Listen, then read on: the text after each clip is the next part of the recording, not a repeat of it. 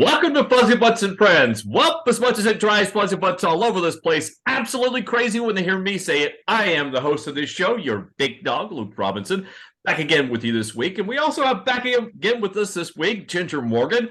She's the co-host and the co-producer, sometimes, occasionally, of the show whenever she's around. And she's also, more importantly, more significantly, the executive director of the Puppy Up Foundation. Ginger, how are you today? I am doing well, and our guest today is near and dear to my heart. So, because Pete was a therapy dog. So yes, I'm really looking forward to this podcast today. Yeah, I'll just probably be on autopilot and let you take over because you have vastly more experience with the wonderful program and services that our guest has to offer today.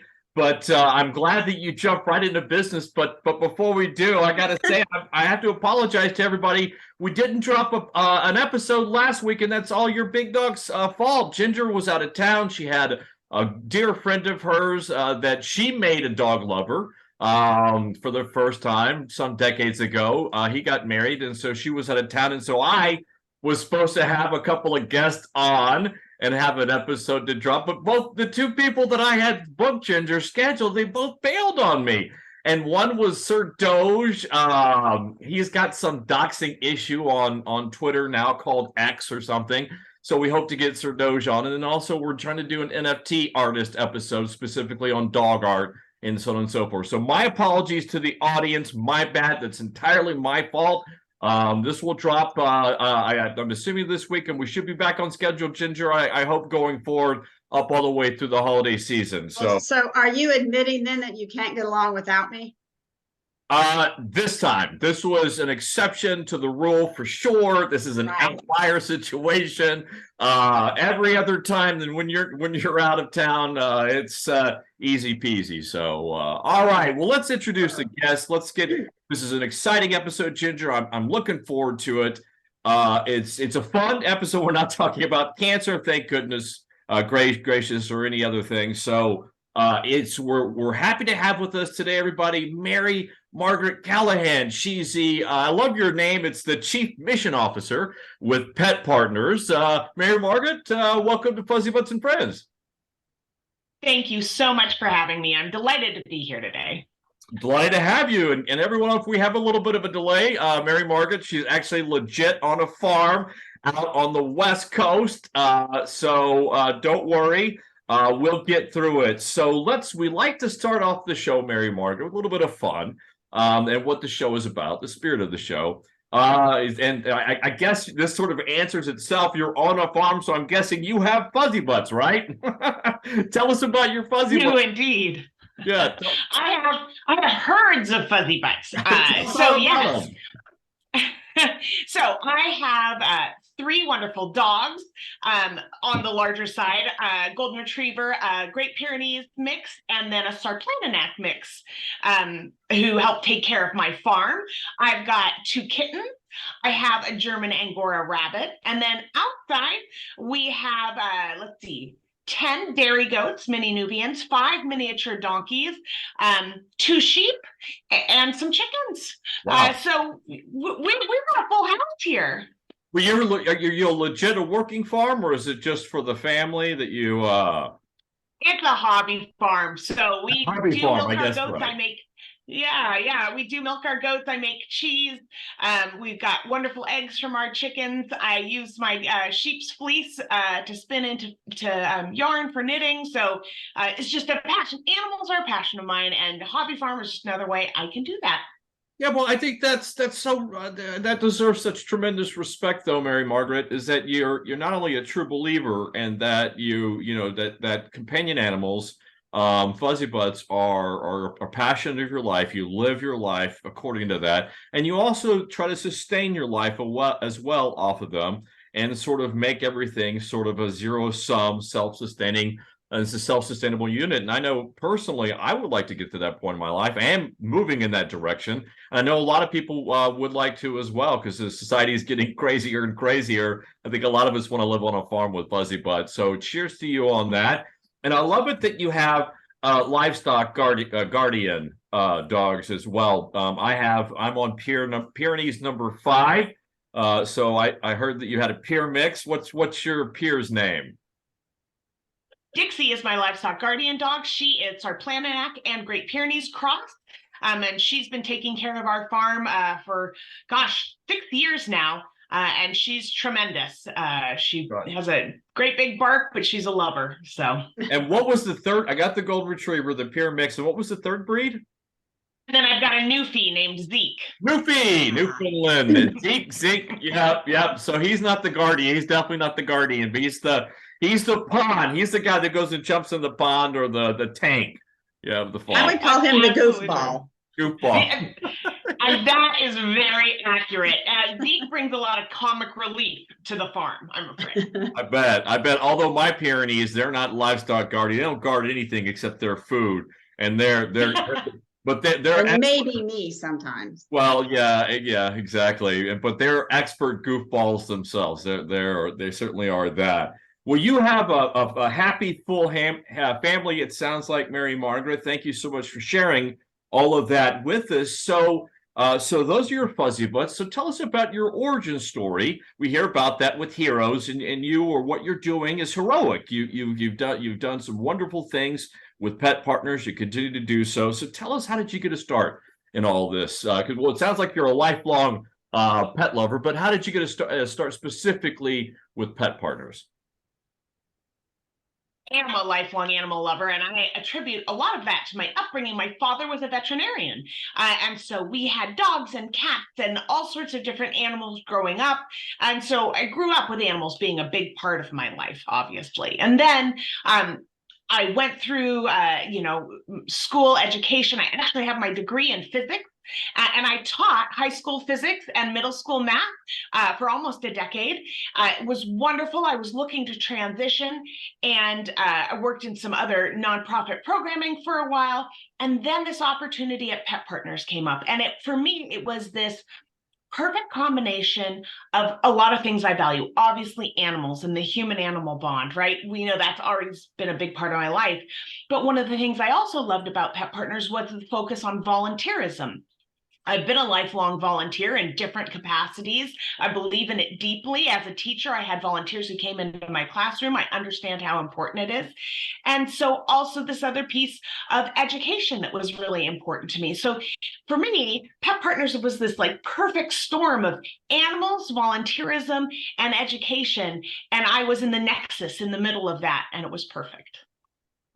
Kind of feel the same way about being in the nexus of things, especially when as it pertains to cancer and companion animals, because I really kind of came onto the scene right when we were beginning to understand how big the problem was, and sort of at the beginning of making some significant therapeutic and diagnostic advancements. So it is interesting to be in that nexus and be in that in your lifetime. Is both exciting and both on the one end, and it also can be terrifying on the other hand. Can it be? Don't you think? There's so much opportunity, so much potential for growth, and things change so rapidly. It keeps us on our toes. I think my joke that I say to people is, I'm too busy to get into trouble, because there's just so much work that can be done. But how fortunate that we have found sort of our place, right? The thing that we can do to contribute to society, to make communities stronger, and to spend time with animals. It's tremendous. Well, you started a second ago talking about really the nexus of this conversation, and really what your mission is, and that is the human-animal bond. So let's talk about that. Why is that so important to you, Mary Margaret? Why is that, do you think, your sort of your life's work? Oh, it's funny, you spoke a little bit as we were getting introduced, and I talked about the animals in my farm, and we talked a bit about sustainability, and to me, the human-animal bond, is bigger than just sort of pet ownership. I mean, oftentimes we think about how much we get from our animals, our dogs, our Fuzzybutts, right? How much they help us in so many ways. But I am a big believer in the duality of that human-animal bond, right? That the idea is that we benefit in so many ways from our animals being in our lives, but the human animal bond says it should be mutually beneficial, that our animals should benefit just as much. And that's one of the pieces about sort of, having a hobby farm and how I spend time with my animals. I think many of your listeners probably are wonderful pet parents, right? Who are giving as much to their animals as their animals give back to them. And I think that that can be the case in a lot of different animal relationships, including ones with farm animals and things like that. I dote over my sheep and my goats and my donkeys in the same way that I dote over my dogs and my cats and my rabbit. I love it. I love it. Ginger, you look like you want to jump in on a little bit of that, because that's also Ginger. That's also been, I'm not sure how much you know about Ginger's life, but her life has pretty much been the same. When we met, when I started my first walk cross country because I lost my first dog to cancer, Ginger was running the Humane Society here in Memphis, and she's been known a lot about the animal human bond a lot. So Ginger, you want to jump in? Weigh in Well, on. I think, I mentioned earlier before we started recording that my dog Pete was a therapy dog, and I could talk about him like for 3 hours. So I'll just kind of go in. But when I really originally wanted him to be like search and rescue, and when I realized that wasn't going to happen, I was like, he brings me so much joy that he could spread it.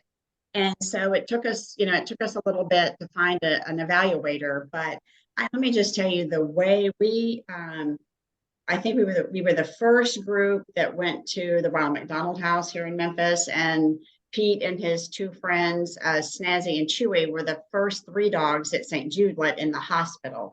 But just to see the joy when those dogs got to see Pete, and to see the way that the children, especially at the Ronald McDonald House, how they, like, not maybe the ones that were being treated, they loved him, but the brothers and the sisters really soaked up all that love from him. It was really, really, really cool to see. Yeah, I could really talk we're going to do an entire episode on the human animal bond. It's magical, it's transformative. And it's also still, and I think this is something that maybe we don't talk enough about. It's also relatively new, if you think about it, is that we're still only one generation of our forebearers or forefathers, however you look at it, treating animals not as companions, as chattel, as property, as tools, machinery, farm utensils in some cases. And that was the extent of the relation. It wasn't the extent. I shouldn't say that. That doesn't that doesn't bring into a fair degree of humanity. Humanity between animals. We've always had a humanity with our companions. I think a lot of us had on this earth. But I think societally, from a societal perspective, animals have been. It's been a one way. What do we get from animals? It's not what we give back. So we're only one or 2 generations away from that, Mary Margaret. Do you feel like in your how long you've been doing this, and you feel like since you've been doing this, do you feel like that we're making progress? Are we getting better?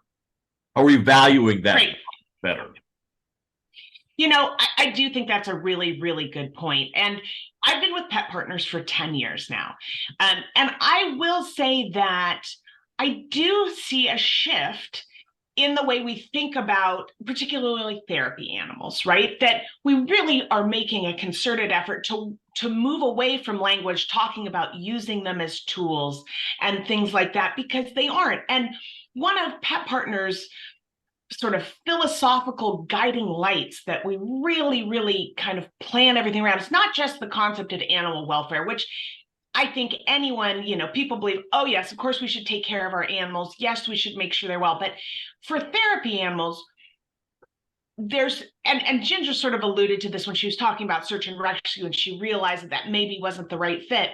We want therapy animals to truly enjoy, not just tolerate, their interactions that they're doing, right?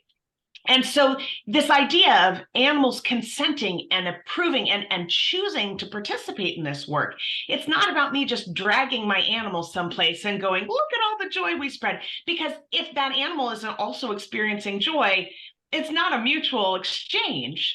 And I think that that's a really big philosophical thing we try and sort of instill in all of our volunteers, is that you need to be aware of how your animal is interacting with people, and they should be enjoying these interactions. I had a wonderful Chihuahua for 15 years. She was tremendous. She would have been a terrible therapy animal because she loved me. And I could have asked her to do something and she would have done it because I had asked her. And we had a deep, trusting relationship built on mutual respect. She would have gone and sat in a stranger's lap and received petting, but she would have hated it. She would have looked at me the whole time and go, Mom, this? Really? Really? This? So I knew my animal well enough to know that was never going to be a good fit for her. And I want all therapy animals to truly make the choice to enjoy and participate in those interactions. I do have another thing to say about Pete. So after we had gone to not Ramadan, but St. Jude a couple of times, I realized that when we would see a particular landmark, he knew where we were going. And he would get excited and start whining in the back seat. And I was like, the first time he did it, I was like, what's wrong? You know, at first I was like, what's wrong? And then I looked at him, I was like, oh, he's happy. He was so happy to be there. And, you know, not that a therapy dog should do this, but he like drugged me into the building. And then when we got in the building, he put his therapy dog walk on. You know, he was really funny. I mean, he really, really enjoyed playing with the kids. Well, it's that, Ginger, that raises an interesting and salient point that relates to this, is that some dogs want to work. They need to work. They like to work. They like to be productive, whatever that means in the dog world. However many hugs or smiles they get per hour, whatever that metric is. But they have that. They're at their happiest when they're working. And so, but that begs the question, and I think that really makes the onus so important on your end, Mary Margaret, is how do you determine how do you qualify a potential prospective candidate for whether they are a potential therapy dog or therapy pet? It's a great question. And it's not as easy as people would like to believe it is, right? Because as pet partners, we help establish sort of guidelines or sort of metrics for this evaluation that volunteers take with their animal, right? And it's meant to be a benchmark for, is your animal safe, reliable, and predictable in a public setting, right? And you're looking for core body language, right? Are they enjoying things? Do they follow instructions based on, you know, their handler's guidance? Do the handler and the animal have a bond and able to work together as a team? But really, one of Pet Partner's largest roles is helping educate those handlers to do exactly what Ginger was referring to: recognize their animal's reaction to situations and adjust accordingly, right? Because the fact of the matter is, your evaluator is not going to be in the room with you when you have a visit, and maybe there's a strange noise that you can't hear because you're not a dog, but your animal hears, and it's offsetting, it's off-putting to them, it's stressful to them, and they don't want to be there any longer. When that's the case, you as the handler have got to recognize, I may not know why, but we have to be done for right now. And so that education piece is another real core tenet of Pet Partners. And it's how we keep everybody sort of safe and happy during these interactions. Well, where do people go ahead? Sorry, go ahead. I used to be an evaluator as well, because there weren't very many in Memphis. And so I had to evaluate my evaluator. So, but it was really funny because at the time, and I don't know if you still do or not, but there was like a video you would watch, and it was where like the dog's walking, and all of a sudden, like all these kids just like shoo are on the dog, right? And everybody's like, oh, that doesn't really happen. Well, I was at the Ronald McDonald House with a med student who was kind of following me around. I think he was getting certified as just I guess just half of the team. He didn't have the dog, but he could get certified, I guess, to go with us. And we were getting ready to leave. And right at that time, one of the buses pulled up from some event, and literally all those kids just like filled the lobby. And the medical student, his eyes were like, I thought that never happened in the video. I mean, he said, I thought they just made that up. I'm like, no. So, and then I was, Pete was rock solid. He was okay. I did when they first started coming, I got between him and the kids, just in case, because kids' fingers and hands go everywhere. And I wanted to make sure I could see, protect him. And I guess them. I wasn't really so much afraid that he was going to do something to them, that they get excited and trip and fall, and so all that stuff that actually does happen. I have a ton of questions. So because about this whole business of pet partners, and I got to start off though because I'm on Twitter. It's now called X, and I follow a lot of these animal accounts, and I absolutely love the ones that are the wildlife rehabilitators, and they have all these different species that you don't ordinarily think as companion animals, or ones that have this animal-human bond. And I'm actually thinking about adopting rather than getting a dog as my next adoptee. As my next one, I'm actually thinking about either a capybara or a river otter as my next. I think that's my next companion animal. Thinking about it. So my question to you, Mary Margaret, is that when you're seeing all of these, what we now know are no longer, well, I guess what we thought is feral animals versus domestic animals. That line is completely changed now. Which of all these animals now that we see now in a domestic role, which of them can be a therapy pet? And which ones we can't, that are absolutely totally out of control, like penguins, or penguins that can't be, So give us the goods on which animals are good and which ones are naughty. Well, let's be clear that the human-animal bond, I think, can exist between absolutely people and really any animal, right? In terms of therapy animals, Pet Partners registers 9 different species of animals. The vast majority of our registered teams are canines, as you might guess, right? One of the very popular companion animals. And, oftentimes extremely affiliative. As a species, they enjoy being around people. And so, of course, they're sort of almost predisposed, let's say, to being great therapy animals. But we also have cats, rabbits, guinea pigs, domesticated rats. We have larger animals like equines, miniature horses. We have llamas and alpacas, not a ton, but some. We even have some large birds, parrots, and things like that. And some pot-bellied pigs. There's a wide variety. Pet Partners limits our group to 9 different species based on a couple of things. One of them is there a well-established research-based ethology that we can base that evaluation on of that animal? I'm not sure how much research-based ethology there is for the stress signals in capybaras right now. Not to say that a capybara couldn't be a wonderfully therapeutic interaction, but in thinking about rolling this out across all 50 states and how we are able to do this consistently, we really do need to understand and be able to look for those key things we were talking about that are going to make that animal safe, reliable, and predictable in public. And the other piece of it is that Pet Partners provides insurance to all our volunteers based on their interactions in the public. And that means a risk management portfolio that is not easy to find places. So we are limited in some ways. For example, reptiles and amphibians, where there's a higher chance of contracting salmonella just from normal touching, even with healthy animals, it's a no-go in places like children's hospitals or places where you may have vulnerable people with suppressed immune systems. So we do have some limitations in that regard too. So 9 species, not bad. We've got a lot of options out there, but currently, sorry, no therapy capybaras.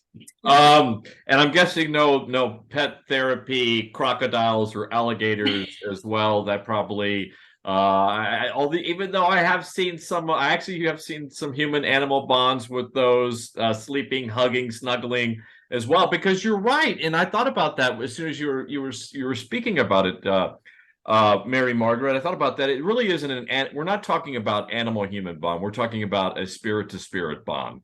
That's what we're talking about, and that can apply to any spirit in any spiritual form, and whether it be an alligator or a crocodile or a capybara. So 9 species, That's good. That should cover. You got feathers, you got some scales. Do you have any reptiles or any reptiles or okay, no, because of the We don't have any reptiles or amphibians, no. Well, you don't think about the salmonella, but that is a real concern. It's a tremendous concern. And you also have like Ginger. Pete was a therapy dog in St. Jude's, and you have immunocompromised patients there. Mhm. So that's a practical thing. Okay, so you have 9 different species types that you can train. So how does it work, Mary Margaret? Does like a pet parent say, I really would like to go through this process and take my a horse, let's use a horse, or a miniature donkey. I'm sure you do that because I had a good friend of mine in Texas that did.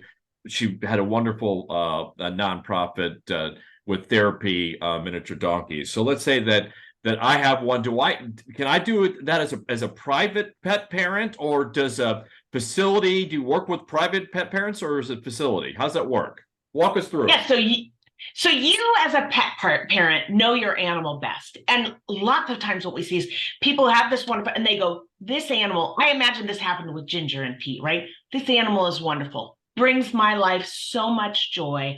I want to share this animal with people in my community. That's usually where it starts, right? And sometimes at that point, maybe you've done some obedience training, or maybe you haven't. Maybe you recognize that your animal has pretty good behaviors and sort of is polite in public. So, that's usually where things start. What we recommend, and we've got, some guidance, and you can even take a quiz about whether your animal's well suited for this. But if you recognize your animal likes to interact with people in the public, have pretty good obedience or polite behaviors in public, you might decide you want to learn more. So the next step typically is for you as the pet parent to get some education from pet partners to understand what are your responsibilities as the handler. What do you need to look for? What is your role there? Because your role is to, as Ginger mentioned, right? Watch out for the best interests of your animal to make sure that they're safe and enjoying their interactions, and also interact with these people. And you're sort of this, you're this go-between, right? You are the handler of your animal, and you're the sort of the conduit to that interaction with the people that you're working with. And so you get your training. You go through your evaluation, which is you and your animal being evaluated by a pet partner's licensed evaluator who's having you do some role-playing simulations about what might actually occur on a visit. And once you've passed that, and let's be clear, not everybody passes the first time. If you're really nervous, if you're somebody like me, and I'm a nervous test taker. If you're nervous, have you ever noticed that you're nervous or you have big emotions? Your animal too suddenly has those big emotions. So we see sometimes people are so anxious, they want so badly to pass, and all of a sudden their animal is like, why are we freaking out? Okay, I guess I'll freak out too. So sometimes you may have to try a second time, but once you kind of get it down, then you choose in your community where you want to volunteer, what's passionate for you. And the trick is, it's got to be your passion, but it's also got to agree with whatever your animal prefers. Some animals love working with kids. Some prefer older adults in quieter settings. Some love that group dynamic, like Ginger was describing, right at Ronald McDonald House with kids and families and lots of people. Some prefer a quiet one-on-one interaction. So you, as the handler, have got to be tuned into your animal enough to understand what's going to set them up for success, what's going to have them really enjoying their role as a therapy animal. Yeah. It's interesting when you talk about, I find it very fascinating about how the whole concept of enrichments and companion animals, and how when you give them enough experiences and enrich them with enough experiences, they find out the things that they like to do. Like, I find it absolutely fascinating that bulldogs love to skateboard. I just find that fascinating, and I've seen so many videos, and they're so good at it. There was a bulldog going downstairs. And you think, how do you find, I guess a pet parent, the role of a pet parent is trying to give their companion animal as many experiences as possible to see what they like and find out what works. So that's probably what you recommend there at Pet Partners, is try to get them in as many social settings and experiences as you can and see what they're most comfortable with, right? I mean, we talk about that when we think about socialization of puppies and things like that, right? Have them experience a bunch of different things. And, I love that we now refer to people as pet parents, because if we think about it, it's not so different in some ways. Like as I think about, my daughter and figuring out what does she enjoy. She happens to love horseback riding. That's her thing. She tried playing soccer. It wasn't her thing. Okay, that's all right, right? We exposed to some of that. We did some and we thought, well, it's okay, but there's things we like to do better. And that's sort of your role as a pet parent too, right? Exposing your animal to different things. And maybe they love agility or they prefer fly ball or they just like going on walks with you. And that's okay too. Right. All of those things are good. Right. So assuming, and interesting enough, I forgot you were an evaluator because I think we'd had this conversation before when I just said, I wonder if I should do therapy training with any of my Pyrenees. And you just said, absolutely not. You would fail. Your kids would fail. You're horrible. You're cute. You're lovable, but you're knuckleheads. Every one of you. It would not work out. So getting a peer to do basic obedience is hard enough. Well, yeah, exactly.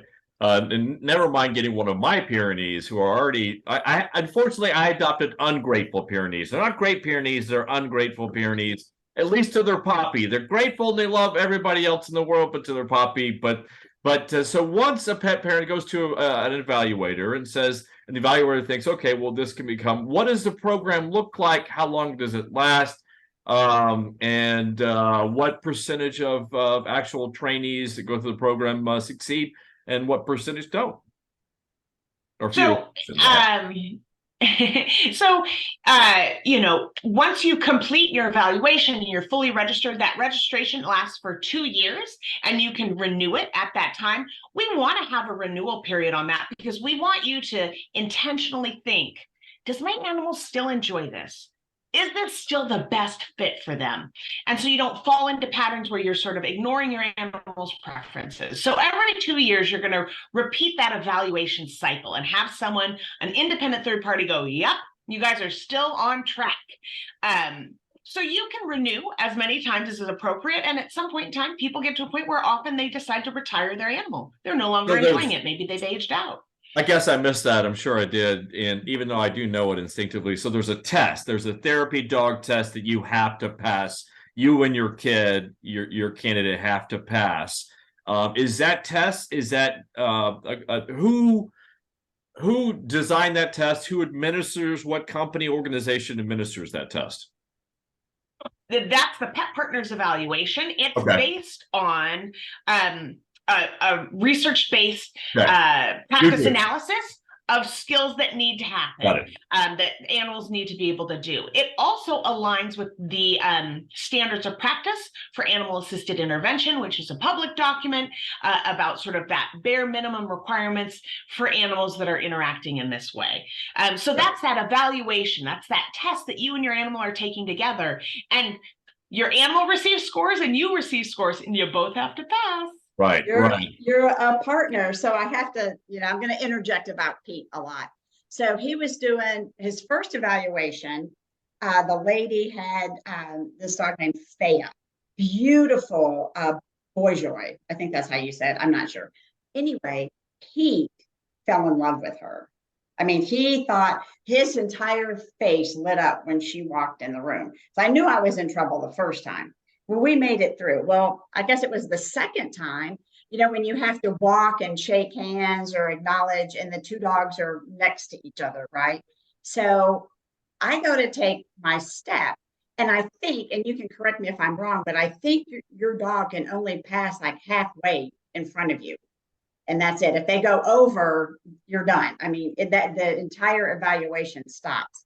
So little Miss Faya was doing all that eye batting, and when she walked in the room, Pete was just kind of standing, kind of like this. She walked in, his entire posture changed.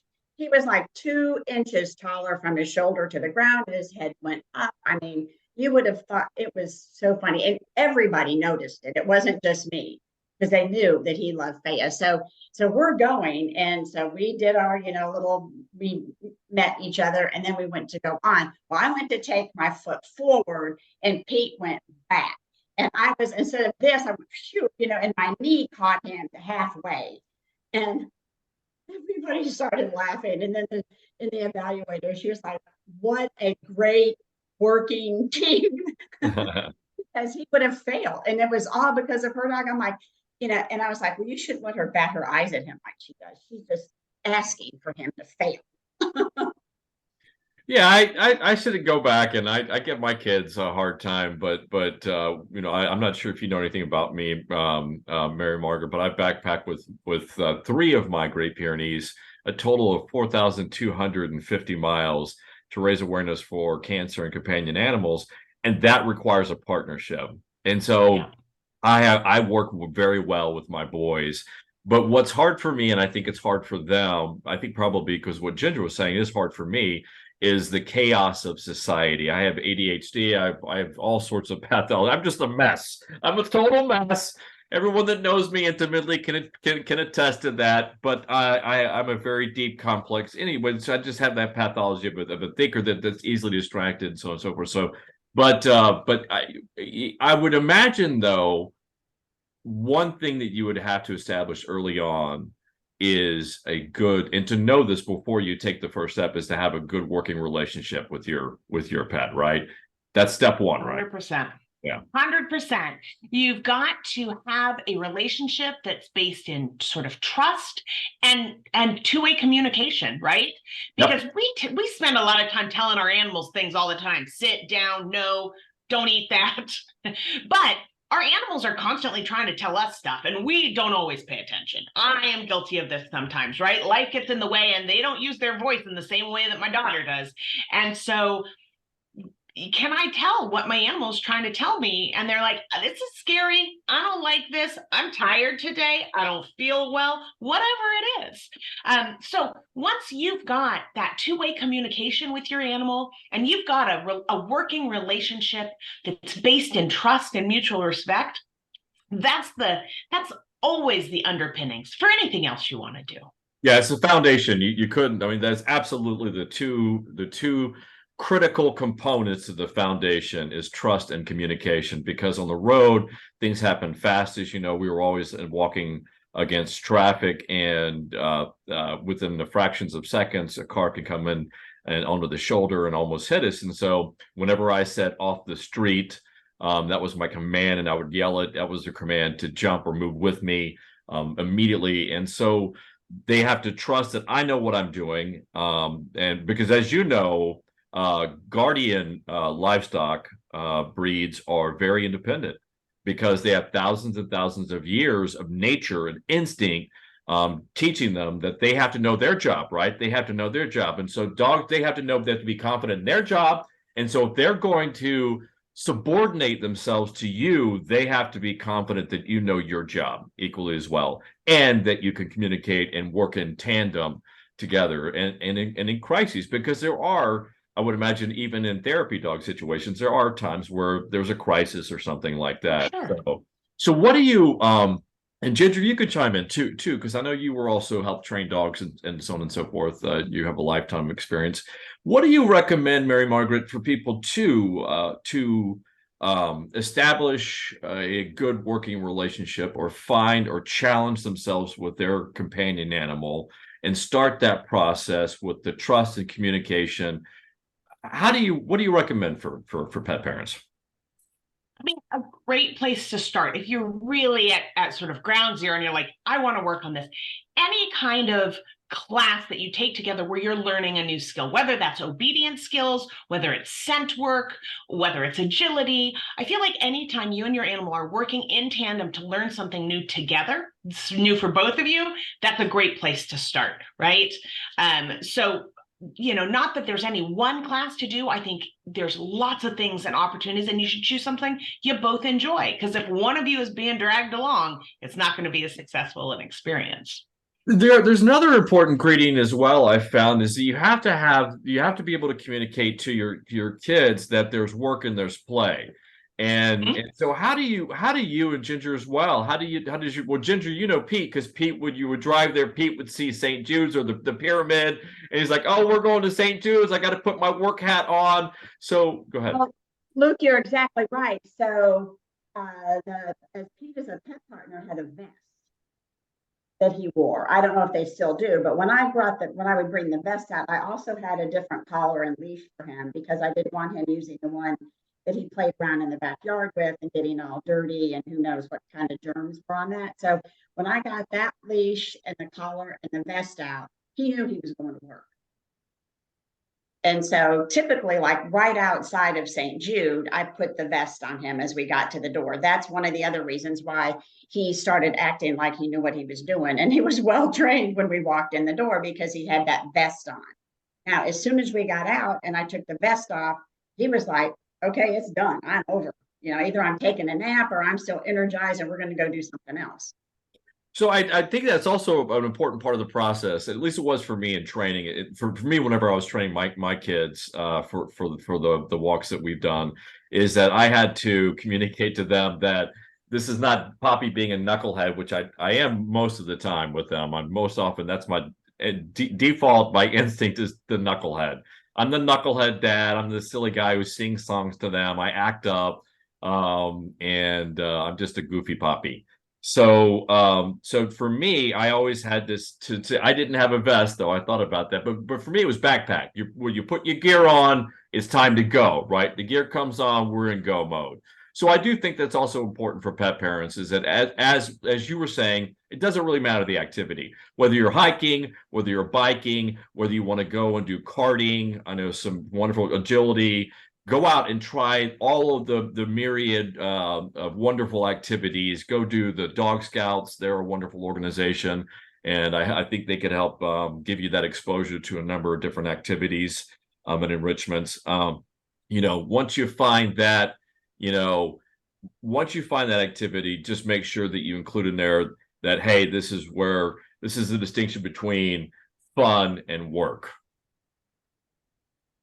What Ginger described with putting on a vest or putting on a special collar or a bandana, it's very, very common. We see lots of people whose animals start to associate, I'm doing therapy work when that bandana comes out or that special leash comes out or that vest comes out. And it doesn't, dogs in particular are great at associating things, right? Like It does not take long for them to pick up, oh, okay, work time, I got it, let's go. Well, some of them, but because Ginger's had so many different types of dogs, breeds, or personalities. I was just thinking of Budman. You get a vest out and a tie out for Budman. He's like, no, I think I'm going to be sitting on the porch for the rest of the day. That's all I'm going to do. But you had some of your dogs, though, some of your kids that they just can't wait to go to work. It's like exciting for them. So that I find.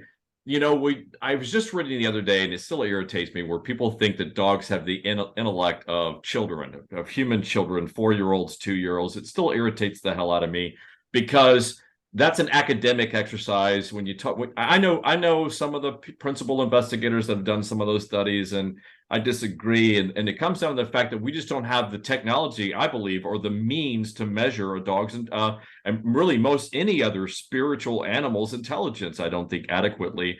But if you spend enough time with them, they're very complex. There's a tremendous amount of complexity, but more importantly, the relationships are the level of complexity, that they're far more socially complex, I think, that we give them. And that is why training is so important. So Mary Margaret, I got to know this. It's a little bit unfair, but what percentage of the people that test actually fail? Do most of them say fail or succeed? What are the numbers? No, I mean, most do succeed, right? Because it's part of the reason we give you your education beforehand, things like this, so you know what to expect.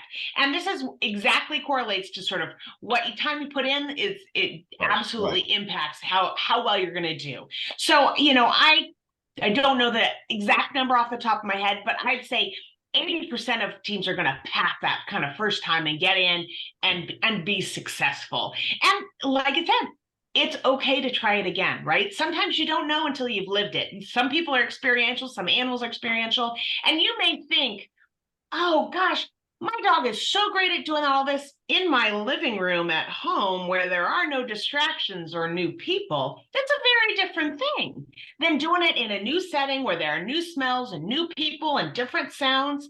So, don't underestimate. Just like if it were you, right? You in a new place, you might be a little distracted. Somebody might have to mention something to you twice before you're paying attention. Your dog is no different. And so practicing in novel environments is always a good skill, and not the places where you do all your things. So how many evaluators do you have around the country? Do you have them all around? Is it easier for people to get access to them? As for the most part, there are certainly some communities where we have fewer evaluators, but we are in all 50 states. We have in excess of 500 evaluators. So if you're having trouble finding an evaluator and you're passionate about doing this, contact Pet Partners. We're happy to help connect you with someone close to you. And if you're in a community that hasn't historically had therapy animal teams before, we certainly, get a friend, find a couple people who want to do this. We will bring an evaluator to you to make sure that you can get things established in your community, because what this takes is somebody who's passionate about giving back to their community through sharing their animal. Our vision is that therapy animals are helping to create happier, healthier communities all around the world. And you're a key part of that. We can't do it without volunteers like Ginger and Pete were, sharing in their communities. Yeah, and they also, more importantly, they're transformative, and I think that's also often something that's missed out and often missed is that especially I think the way that society is, it's very hard and cold, I think, and I think some people are having a hard time in society, and I think it's so important to get animals and companions, and for people to get them front and center, and for people to see the value and see how they can change and transform lives. And you can't do that if you've got your kid just hanging out on the couch watching TV at your house every day. But and then more importantly, the other side, the flip side of this also is that nature didn't design dogs to sit around on the couch watching Animal Planet all day or doing whatever. Is that now there are some breeds, there are lazy breeds out there. I'll give you that. I've certainly seen some videos of some dogs out there. I think, man, I just think that's a lazy breed of dog. But for the most part, is that dogs actually or most animals, they want to go out there and experience. They want an enriched life, and it changes things on so many levels, I guess, is what I'm trying to say. Ginger, I'm struggling over here to get my thoughts out, other than the fact that it's just a magical. You put companion animals out in society, and I just think magical things happen, is what I'm trying to say. They do. One other, I guess, sort of example of how the therapy dogs really make a difference. I'm going to obviously go back to St. Jude and Pete, but St. Jude had me come and speak to a bunch of people from all radio stations across the country, because they used to, I think they may still have the radiothons. And they also had one of the St. Jude patients and his parents. And so Pete and I think I spoke first, and then his parents said some stuff, and then maybe I spoke again. But you could see when the child was with his parents, he was nervous, he was really close to them. And then as soon as Pete came back on and I started talking, he gravitated to Pete. And so to the audience, all those people from the radio stations, because I saw kind of what was going on, but I was, get kind of, chatting. So as I like to, and as you can tell, but several of the, the radio personalities came up and said, we saw it take effect, because we could tell, I can't remember the little boy's name, let's say Johnny, seemed to be really nervous. And then when Pete came up there, it was over. I mean, he was loving on Pete. He was, acting like a kid. So, I mean, it was amazing just so, for them to see that actually happen. Well, we need, something I was just thinking about listening to your story. We really need pet therapy plane flights, just a whole plane full of therapy pets, because man, it's getting crazy in the skies. People are coming unglued up there, and if you had an entire plane full of therapy pets, maybe I think they could keep it together a little bit better. I do have one more funny about that incident of the radiothon. So the wall behind me was mirrored. And so I'm talking, and at this point where I'm talking, it's kind of serious, but I noticed everybody starts smiling. I'm like, I didn't say a joke. I don't understand what's going on. And so I looked down at Pete, and he was one of the most egotistical dogs I've ever met in my life. He was literally, he had turned around, and he was looking at himself in the mirror. It was, kind of like checking himself out. And I was like, a lot of times I called him son. I'm like, son, the audience is that way, so I had him turn around and sit, and stay. But yeah, everybody was laughing about that because he was totally checking himself out in the mirror. I think it's okay for a dog to do charitable things for self-interest. I think we can give Pete a pass on that. As we're talking about Pete, I think we've heard a lot about Pete. And that's great. I've met him. He truly was a wonderful character. He's larger than life. Most dogs are, most companion animals are, but Pete was certainly one of them. Mary Margaret, do you have any success stories, some really cool stories from pet partners, some really neat characters that you guys have met since you've been around since the 70s? Yeah, I mean, one of the best parts of my job is having the opportunity to meet some of these amazing animals in different settings and hearing some of these stories that are so moving and just unbelievable. I remember, this is probably 10 years ago now, right when I started at Pet Partners, a story of a therapy dog who was visiting in a hospital, children's hospital, and the story was told to me by the mother of the patient, and the mother just described her daughter just withering on the vine, had had a very, very serious surgery to her leg, was in a lot of pain, didn't want to get out of bed, didn't want to do physical therapy. And she said I was just watching her just shrivel away, this tiny little 7-year-old. And they didn't know what to do, and she didn't want to eat. And one day, the therapy animal team walked past her open door, and the little girl said, "Is that a dog?" And her mother stood up, and the nurse raced out, and her mom said, "You can eat the dog. You can meet the dog, but you have to eat your soup for lunch first." And so she ate her soup as fast as she could so that she could pet the dog. And then they established this relationship, this wonderful therapy animal team, where she would come and they would do physical therapy together, and they would get her up and walking, and she would hold a second leash, and the handler would be on the other side with their leash, and they'd walk through the hallway to practice her ambulation. And it was the only thing that motivated her to get out of bed. And it was the thing that jump-started her recovery. And at the same time, I hear stories like that for other animals and other species, not just dogs. One of my all-time favorite, miniature horse. I've met this horse. His name is Trusty. He would go to an assisted living facility, and they'd go once a week, and they'd go into sort of the community room, and they'd walk around and chat with people who were, sitting there, and just make conversation. And she walks in one day on their regular visit, and they see a gentleman in the corner sitting in a recliner they hadn't met before. And Trusty sort of looks at him and starts walking that way. So they walk over to introduce him.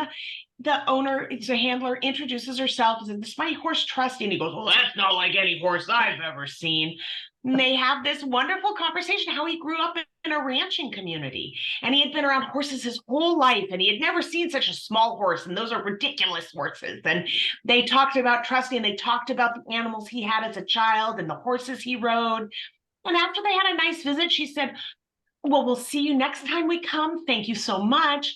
And as they walked to sort of the next grouping of seniors, the nurse raced over and she said, "You were talking to him. What did he say?" And she said, "Oh, we had a lovely conversation, talked about the horses he had and things like that." And she said, "The gentleman has advancing dementia. He's moved here 3 days ago, and he's been terribly confused. He hasn't spoken to anyone since he's arrived." And here she had this wonderful, beautiful, lucid conversation with him about the memories of his childhood and the horses he knew. And I don't know that he would have had that conversation if she hadn't had that horse with her. So we can't underestimate the impact of what seemingly small visits and interactions can have on people when we bring our therapy animals with us. And it truly is remarkable. Yeah, I couldn't have said it any better. And got to go back to the transformative word. I just love that word because it's true for me, obviously. I don't think I would get out of bed if I didn't have my Fuzzybutts because I could be a genius and on my couch 24/7. in my head all the time. So I understand that. And also, Mary Margaret, we also see a lot with Puppy Up because we have a lot of bone cancer patients out there. Well, St. Jude's, there are a lot of bone cancer kids. And it's really tough for them because they're kids, they're pediatric patients. Some of them may not even be in their teenage years yet, and they get bone cancer, and some of them lose a limb, and they think, my God, I'm disfigured, and my life will be forever limited. And I can't imagine what it would be like to try to get out of bed and remain positive and focused on what you need to do in life. And we met some of them, and they see a tripod dog out there, or cat. You see more tripoded dogs out there than you do cats or other companion animals. And it helps them because they see that a dog can get around on 3 legs and sometimes 2 legs just fine. And it never gets them down. It doesn't change the way that they live, period. They live like everybody else, like everything else. And so that's transformative. It truly is. It is, especially at such a critical time where they're fighting cancer, and their mental outlook on things is so important to their health and their recovery. So transformative, magical. Dogs, the companion animals, Fuzzybutts are just magical in every respect of what they can do for society. So we've gone on about that. I don't think we could have said any nicer things about them. Ginger, I've got to say, I can't be nice to my Fuzzybutts for the rest of the day. I just there's so much niceness here. I love mine, but they're a pain in my arse. So as we're wrapping things up here, we like to try to keep things to an hour with our guests. Mary Margaret, why don't you go ahead and give us your social media information and your contact information? So if we have a pet parent that's listening in our audience that has one of their Fuzzybutts they want to go through your awesome therapy program, would they know how to find you? Absolutely. We would love for you to come check out our website at www.petpartners.org. You can also find us on Facebook, Instagram, Twitter, LinkedIn, all those places as well. We've got a vibrant Facebook community as well for handlers and prospective handlers as well. So you can look for that therapy animal handler group, learn more about what it takes, and ask your questions from other people who are already therapy animal teams. It's a great place to be, but contact us. We'd love to talk to you, answer your questions, get you started on your journey to becoming a therapy animal team.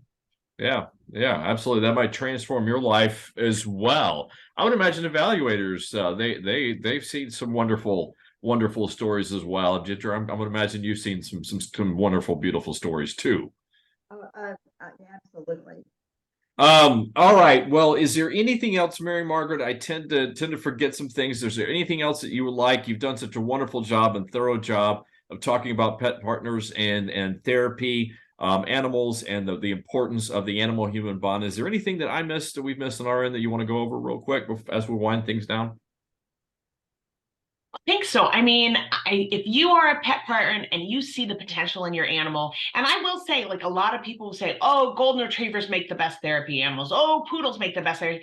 I will tell you, over the 10 years I've been at Pet Partners, I have probably seen therapy animals from every possible dog breed out there. So just because you have a dog who may be of a breed that is less commonly known as a therapy animal doesn't mean your animal can't be a therapy animal. Don't put limits on it. Just do your education, get some training, and see, because different animals love different things, and there are lots of animals out there that were born to be therapy animals. If your animal walks into a room and assumes a party has been thrown in their honor, I'd look pretty close at this. Except Chihuahuas. There can't possibly be any therapy Chihuahuas out there. There are, and I've met them. Ginger, we're gonna lose the Chihuahua pet parent demographic. I'm just kidding. I'm kidding. I love Chihuahuas. I find that I follow the Chi groups on Twitter, and I love them. They're high energy. Some of them are a little bit nervous, and hyper caffeinated.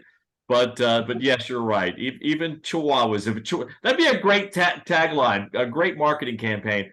If Chihuahuas can become therapy dogs, your kid can too. All right. Okay. All right, Ginger, on that note right there, did I screw anything up this time? Did I forget anything? And do you have a cancer tip from the Puppy Up Foundation for us this week? I do have a cancer tip. So as we were talking, this whole episode has been really about the human animal bond. And you know your dog better than anybody else, better than your veterinarian, unless you see your vet constantly. I mean, some of my vets have been really, really, really good. But sometimes it's not a lump or a bump or a limp that you see in your dog in which they may have cancer. But with my dog Lily, her behavior changed just slightly. The first time she had stomach cancer, my pet sitter was Lily's a chow mix, and so she's kind of standoffish. And my pet sitter said, "Oh my gosh, Lily let me pet her today." And I started laughing and I said, "Well, she must be sick." And when I got off the phone, I started thinking about it. And when I got home, I made an appointment for her to see the vet, and they did find a small growth in her stomach. And had I not known my dog that well, that could have really been catastrophic for her. Fast forward 2 years after that, something else with her behavior changed a little bit. And I was like, yeah, we need to go back. And of course, the cancer did come back. But Lily was originally diagnosed with cancer in 2018, then again in 2020, and she's going to be 16 in November. And that's because I found it early. I knew my dog's behavior was different. And so any behavior that's different, I just encourage you to take your dog to the vet, we did a ultrasound on Lily because you can tell by x-rays, but have a whole gamut of tests ran on your dog so that you can determine if they're just getting old and a little finicky about whatever, or nicer in Lily's case, or if there really is a medical situation that needs to be worked on and helped, and surgery or whatever helps.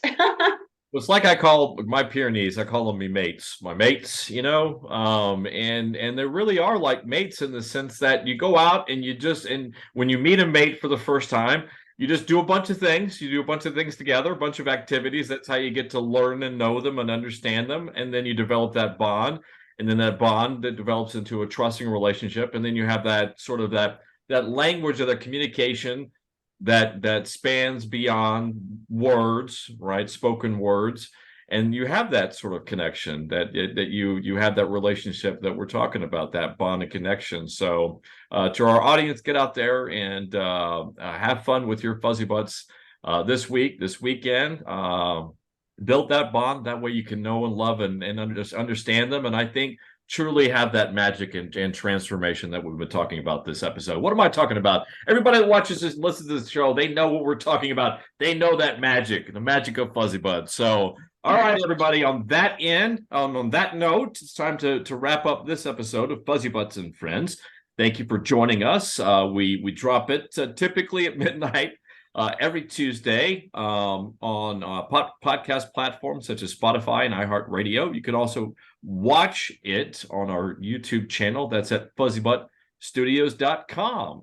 Thank you for tuning in this week. We'll see you next Tuesday. Puppy up. Talk soon. Bye-bye, everybody. Bye.